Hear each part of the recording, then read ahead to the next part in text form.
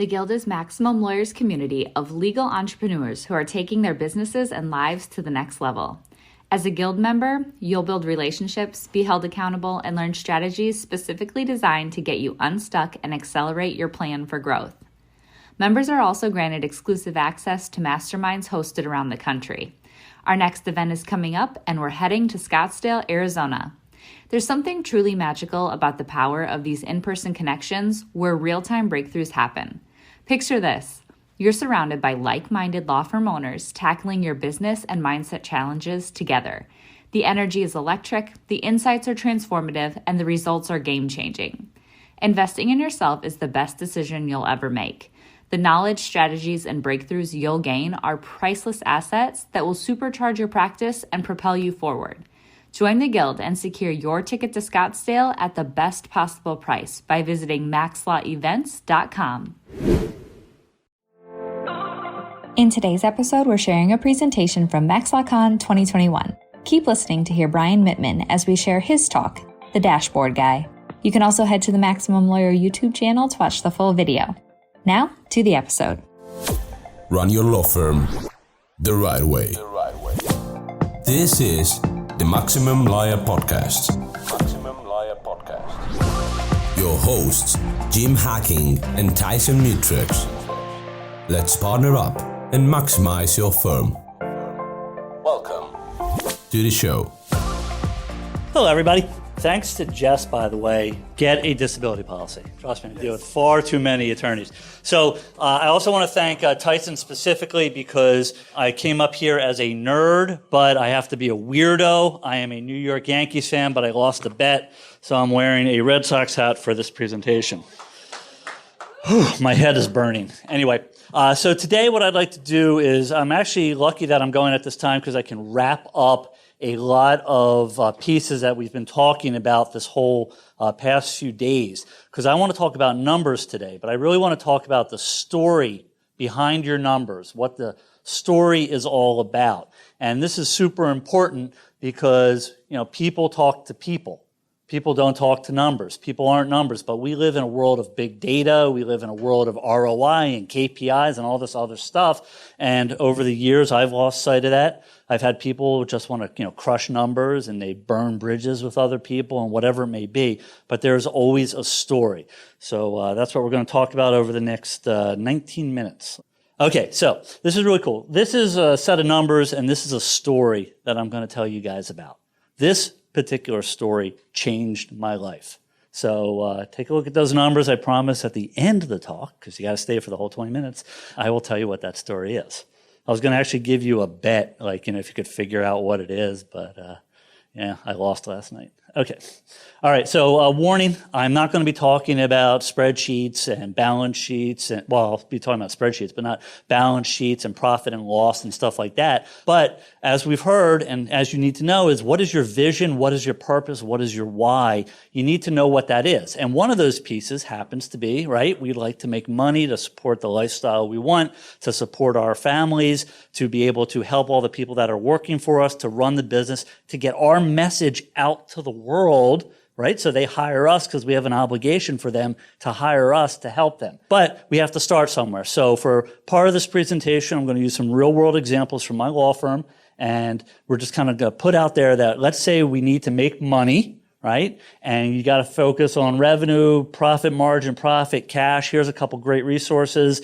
I guess we'll share the slide deck. I think simple numbers was mentioned before, profit first, scaling up. The fact is you have to know a number, but you also have to know what your vision is. And then really what happens is the story ties together the vision and the numbers. The story is what helps drive your employees, if you have employees, or yourself to get the things done that you need to get done to live the way that you want to live. So in our practice, the disability guys, we helped injured and disabled workers obtain the benefits they deserve in a simple way by delivering the services that they need. We do what we say what we do, and we help them get back on their feet, right? They get to fight the big guy with our help, and that's what it's about. Nobody wakes up in the morning and says, gee whiz, I want to have an injury on the job and call an attorney, right? That's just not what we do. Okay, so the first part is, right, you got to get the cases in the door. So this is going to be a story about how you can look at all this great marketing stuff that you're going to learn to do, you're already doing, and seeing if you're spending the right money. Then I'm going to talk about KPIs for my people and how we tie the story together to drive the objectives that we need and get the things done that need to get done. All right, so a little real-world alchemy. So we ran this test this past year, right? We spent $37,500 on marketing. And we split it between two things. We bought leads. How many people here get those emails every half hour to buy leads, right? There's nothing wrong with bought leads, but you got to know what it's all about. And we also spent direct money on going door-to-door visiting doctors. My field marketer just had a baby, so she's not going door-to-door right now, but we would go into a doctor's office, we bring a candy bowl, we plop that candy bowl down, we fill it up with candy, we give them this big ugly binder, we introduce ourselves, we start talking. Every couple of weeks we come in and there's another thing to stick inside the binder, we refill the candy, so they now know when we show up, they're like, hey, you got more candy? Or we find out what they like, and we do things like that. So scenario number one, we bought leads, 250 leads, $75 a lead, $75 a lead for our cases. That's a pretty good deal. We were excited. 250 leads. Oh yeah.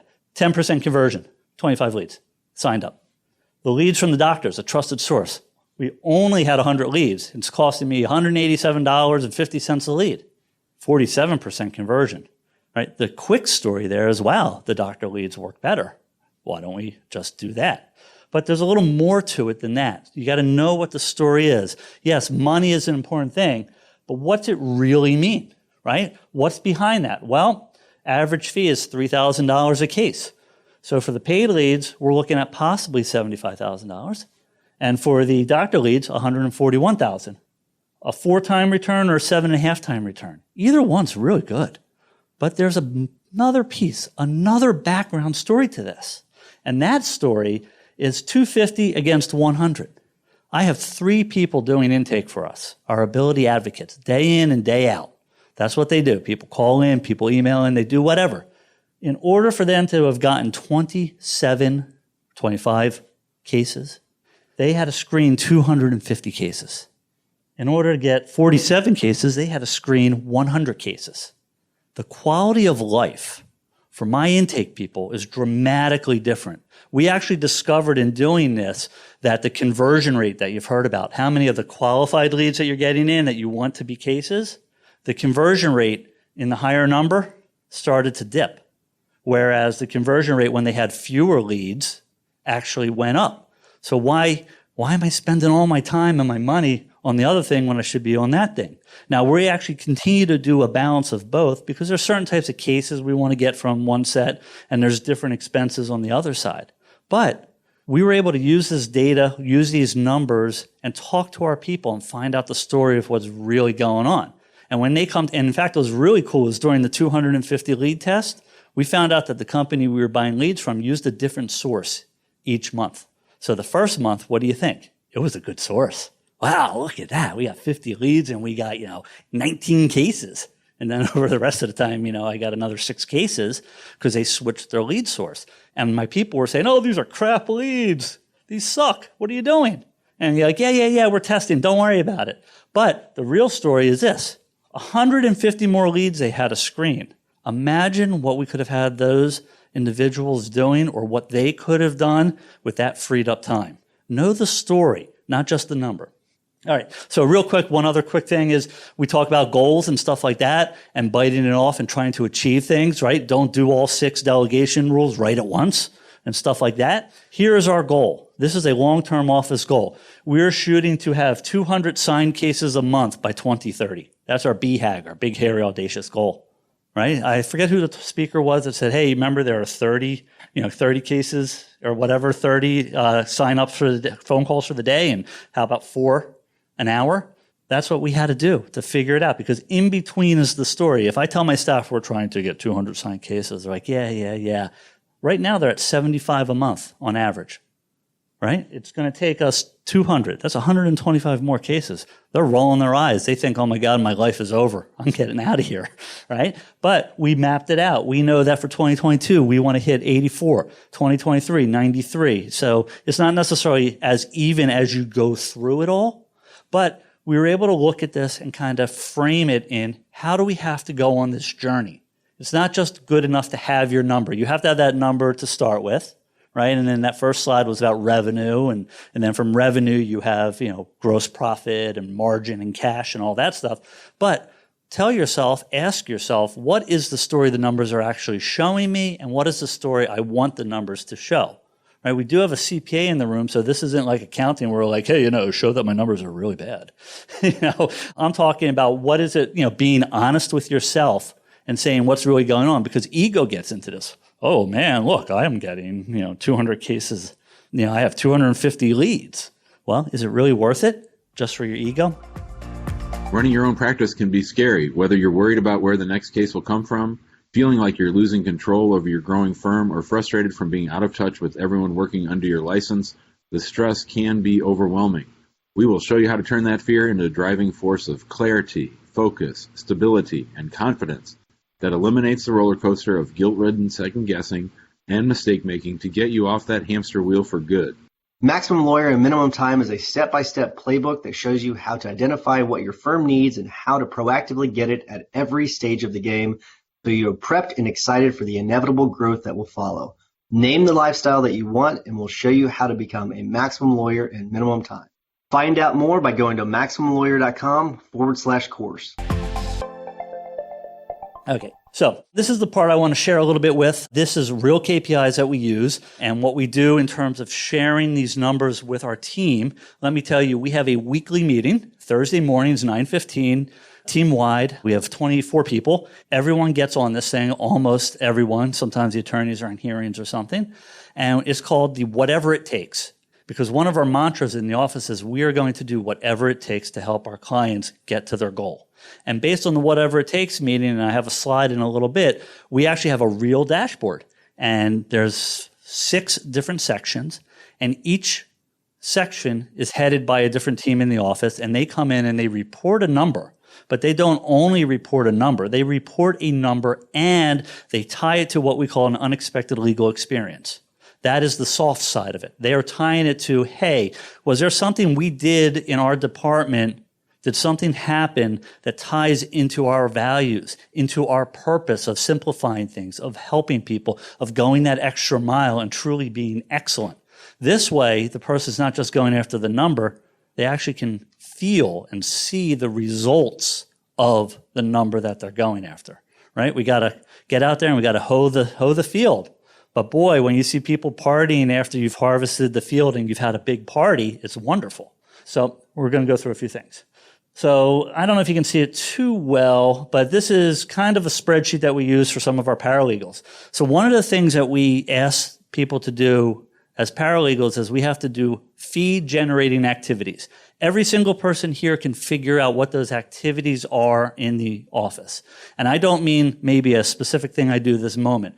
In our calendar, when we have hearings and when we get decisions, those all go into our calendar, and we have discovered that those are what are known as fee-generating activities. We get a certain amount of those every month, and we then get a certain amount of revenue, so we know that, wow, it's $600 per fee-generating activity, whether that actual activity generated a real fee or not. But there are things that lead into it. How do we get those? Because if my staff ever said to a client, I'm sending your form in because it's a fee-generating activity, I wouldn't be standing up here because I wouldn't be working, because no client wants to hear about a lawyer getting a fee. But we know internally, as an internal metric, it is a fee. As an external metric, the client says, oh my God, my lawyer has helped me and has moved things along. So what happens is, for instance, on the left-hand column, we needed 120 RFAs, KPI 1. That is a request for action. This individual got 129. She was at 107%. She had to get reports also, because those reports add to us being able to get the RFAs. She only had 20 out of 60. Yikes. She actually got 3 reviews, the unexpected legal experience. We actually kind of combine them all, and we say, hey, look at the bottom. You're at 88.22% of your quarterly goal. And we have kind of a sliding scale for an ongoing incentive program. But more importantly, each quarter we sit down and we have a conversation. What did you do this quarter to get to 120? You had all these happy people. You got 9 reviews, not 3 reviews. What are you doing right? We can then compare it to the person next to her. She got 92. Could you help the other paralegal? How did you get 40 more RFAs than she did.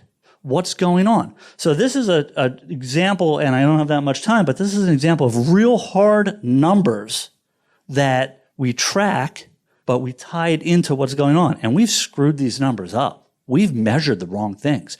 Real quick story, Tiffany Bova of Salesforce, who's our like client happiness, guru and everything, tells a story about how she was trying to get her cell phone fixed. So she calls, she's on the call with the person at the phone company, 29 minutes, the guy says, "Can I call you right back?" Okay. Hangs up, calls right back. 29 minutes later, "Can I call you right back?" Hangs up, says, "This is really weird." Calls right back. After an hour and a half, finally fixes the issue. She is thrilled. She doesn't care it took an hour and a half. The issue got fixed. But then she was thinking, what is this 29-minute thing? She realized he was following a KPI. Keep your calls under 30 minutes, right? So he met his KPI. None of his calls were over 30 minutes. Now, he met another KPI, which was have a happy client. But how great would it have been just stay on the damn phone, fix the problem, and you're going to be a lot better. Who cares? So we constantly revise these. It's iterative. We spent a year having our staff buy into this. Each quarter, we kind of did a little thing. We did this whole play on numbers and everything. We, count me in, count on them, stuff like that. So it takes time, but it really, really helps. And you have to tie it to what your purpose is. This is our weekly dashboard that we actually use. The program is called Align. It shows our welcome team. They'll come in and they'll say, "Hey, we answered 5,932 calls so far this quarter. And we had this one person crying. We kept her on the phone. We got Mr. Mittman on the phone. We were able to make an appointment and send a car for her, and she could get to her appointment." And they tell a good story. And we also talk about the percentage. So we can say, for instance, the FGAs, "Hey, we were at 931. We're in the green. We are 60% through the quarter, and we're at 80% of our goal." So we use percentages, which is a real powerful thing because I'm still a little gun shy of sharing my actual revenue totals with my staff, even though they could figure it out if they did math. But what I do is I say, hey, I then come in at the very end. I kind of go over everything. The staff themselves does this. And then I come in and I say, hey guys, we're at 75% of our revenue. We're 65% through the quarter. Keep doing whatever the heck you're doing. Is there something else I can help you with? Or, hey, we're at 60% of our revenue and we're 80% through the quarter. Let's, hunker down and figure out what's going on so we can get out of the hole. So it's just a really cool thing, and our team has really bought into it. In fact, I missed a whole bunch of the weekly meetings over the past few weeks, and they were a little mad at me about it, but they kept running every week, week in, week out. And it wasn't just, oh, there's the numbers. They've bought into it. So that's a really cool thing. Okay, so that's kind of the big overall picture. I have some contact information here. You can reach out to me. I can totally geek out on this. Some of you, we've started speaking about a lot of the different numbers. But again, it's more than the numbers, right? People do people with business they trust. People just do business with people. People interact with people. So it is about a story. What is your purpose? What is it that you want to do? So any guesses on what those numbers were? No? Okay. So real quick.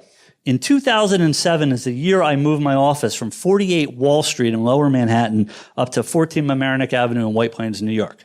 I went from 2.5 hours a day of commuting on average to a half hour. In fact, it's even less than a half hour.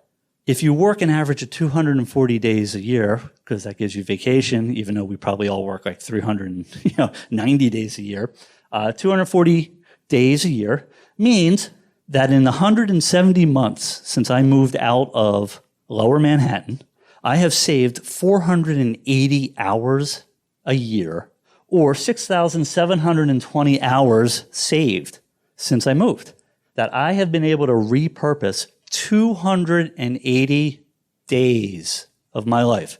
Not 8-hour days, 24-hour days. My son is here who is waiting for the bars. Wave, Noah. Bar results, which he's going to pass. Had to embarrass you. I got embarrassed all day. Anyway, one thing that happened when I moved, right, was I got to focus on my family. So what would happen is at 3 o'clock in the afternoon, he has a lacrosse game. I left my office, went, watched the lacrosse game, right? My daughter had a lacrosse game. I left, sat next to this really nice lady, Kathy. Well, Kathy's sitting right there because I harassed her for years while I was on the field saying, hey, you should come work for me, right? And what happened was I changed my life, not just the commute, but what I do with it. Then when I'm done at the game, if I still had work to do, I can go back to the office. I can do what I need to do. I don't have that pressure or whatever it may be. So that is my story. I mean, it's a simple, not simple, but lots of numbers, different things. And I'm always amazed when I add up the numbers. 280 24-hour days. We all have the same exact amount of time every day, all right? And we don't know when it's going to end either. So I would suggest know your stories, make up your stories, look at your numbers, look at them as more than numbers, figure out how you can tie them together to your purpose, your mission, your vision, whatever it is that really gets you going. And I think, based upon that, you're going to have a much, much better ability to handle all these numbers. Because I have in the past come back to the office and said, oh, we're implementing KPIs. I need you to do 5 of these. And they're looking at me like, huh? But once you involve people, you start telling the story, the why we're doing things, it's going to make a complete difference in the world. So, thank you. Thanks for listening to the Maximum Lawyer Podcast. To stay in contact with your hosts and to access more content, go to MaximumLawyer.com. Have a great week and catch you next time.